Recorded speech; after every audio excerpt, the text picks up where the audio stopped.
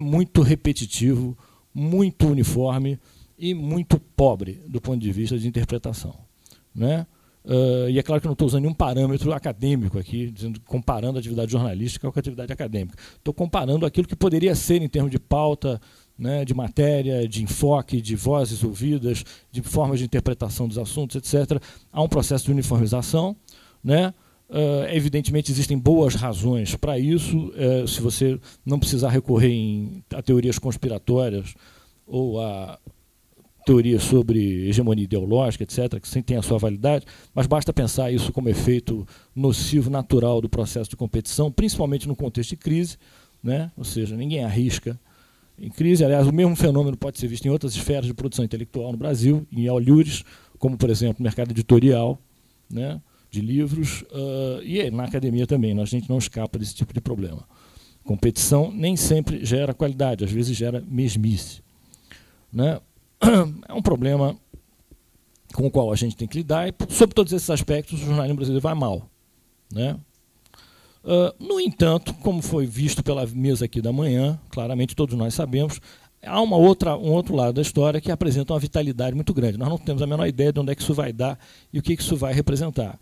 Mas, assim como a sociedade civil brasileira apresenta um grande dinamismo, uma grande efervescência, as formas novas de tecnologia, não só apenas do ponto de vista da internet ou outras ferramentas que foram faladas muito bem hoje de manhã, mas também as inovações no campo da própria radiodifusão, televisão, etc., apontam para uma ampliação interessante das possibilidades de pluralismo, formas de exploração, propriedade de veículos de comunicação bastante interessantes.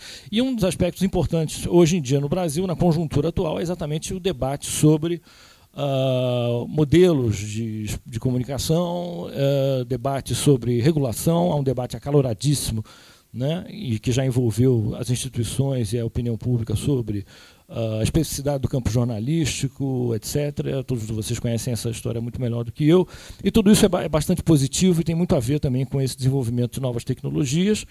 Obviamente, há um espaço muito grande para a criatividade, para a inventividade, para novas vozes, novos atores que interferem no processo, atores que subvertem, né, como foi bem explicitado aqui hoje de manhã, determinadas variáveis do jogo político, institucional. Por outro lado, também, como toda a mídia, a internet tem os seus calcanhares de Aquiles, tem os seus problemas comparativos em relação aos outros veículos, né? Não vou me estender sobre isso, mas também todos nós sabemos que, como toda a mídia, a internet tem vantagens e desvantagens em relação às outras, naquilo que elas podem fazer.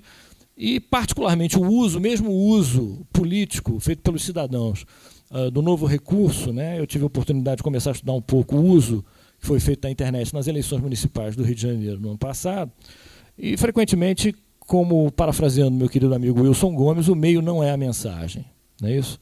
Então, o meio pode ser extremamente inventivo, avançado, etc., mas a mensagem pode ser a coisa mais velha que você já ouviu. Não só mais velha, mas também mais antidemocrática, mais antipluralista que você já escutou. Mas faz parte do jogo, né? Bom, e daí? Né? A democracia vai bem, o jornalismo clássico talvez vá mal. Isso importa? Né? Essa é a questão que eu fiquei matutando ontem, enquanto eu revia minhas anotações, pensando o que eu vou falar amanhã na Compolítica. Qual é a importância disso? Da imprensa ir mal, o jornalismo ir mal, e a democracia ir bem? Né? Por um lado, não tem a menor importância, né?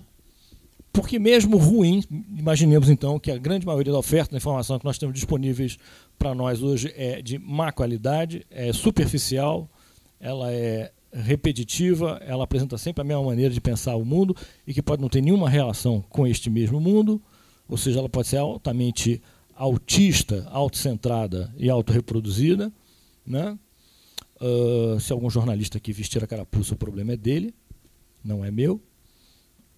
Mas mesmo assim, mesmo que essa informação seja de má qualidade, existe muita informação disponível e ela é apropriada, tá? E ela alimenta o funcionamento do jogo poliar competitivo de várias maneiras, né? Inclusive atuando e interferindo sobre a operação das suas instituições. E, evidentemente, à medida que o jogo é jogado, os atores aprendem a usar a informação que querem ou então mesmo a recusar a informação que não serve para nada. e continua se jogando o jogo. E aí eu tendo a concordar com o ceticismo do meu amigo Mauro Porto, e que eu acho que the whole is far below, e as instituições políticas continuam tendo uma autonomia muito grande em relação a tudo isso, e os problemas estão ali. Mas, por outro lado, como nós sabemos, mais do que ninguém, que essas instituições não se movem no vácuo e, evidentemente, se movem num espaço que é determinado do ponto de vista do seu conteúdo,